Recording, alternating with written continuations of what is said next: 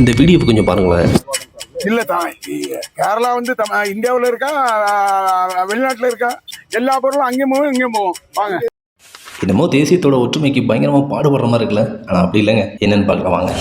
நம்ம எல்லாத்துக்குமே தெரியும், கன்னியாகுமரியில் பல மலைகளை வெட்டி கேரளா விளைஞ்சம் துறைமுகத்துக்காக எடுத்துகிட்டு போயிட்டு இருக்காங்க அப்படின்னு. இப்போ புதிய கவர்மெண்ட் அமைஞ்சதால் மாவட்ட நிர்வாகம் அதை கொஞ்சம் ஸ்ட்ரிக்டாக பிடிக்க ஆரம்பிச்சிட்டாங்க. ஸோ இவர் திருச்செந்தூர் தொகுதி முன்னாள் எம்எல்ஏ போயிட்டு இந்த கட்டுப்பாடுகளை கொஞ்சம் தளர்த்தணும் அப்படின்னு போய் கேட்டிருக்காரு. இதுக்கு மண்ணையும் மலையையும் கேரளாவுக்கு கொண்டு போகிறது. அப்போ நியூஸ் ரிப்போர்ட்டர் கேட்குறாருங்க, இது நம்ம கனிம வளத்தை இன்னொரு ஸ்டேட்டுக்கு கொடுக்குற மாதிரி ஆகாதா அப்படின்னு கேட்கும்போது அவர் ஒரு பதில் சொல்ல இருப்பாருங்க. கேரளா வந்து இந்தியாவில் இருக்கா வெளிநாட்டில் இருக்கா பார்த்தீங்களா? நாங்கள் என்ன கேட்குறோம், கேரளாவில் இல்லாத மலையாங்க தமிழ்நாட்டில் இருக்குது. நம்ம கிட்ட இருக்க கொஞ்சத்தையும் அவங்க ஸ்டேட்டில் உள்ள ஒரு விழிஞ்சம் துறைமுகம் செழிப்பாக இருக்கணுன்றதுக்காக எடுத்துகிட்டு போகிறது எந்த விதத்தில் அங்கனையா? அதுக்கு முன்னாள் சட்டமன்ற உறுப்பினர் குரல் கொடுக்குறது ஆச்சரியமாக இருக்குது. இதுக்கு காரணம் என்ன சொல்கிறா தெரியுமா? அவங்க வரும்போது பார்க்குறோம் 200-250 லாரி வண்டுவலுக்கு ஏமா அப்படின்னு நிற்கிறாங்க. அப்படியே அழுகுறாங்க, ஒரே அழுக. எங்கள் தொழிலே அழிஞ்சு போகும்போதுன்னு சொல்கிறாங்க.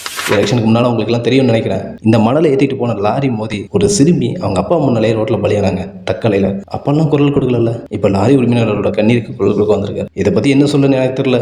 நீங்கள் நினைக்கிறத கீழே சொல்லுங்கள். பாய்.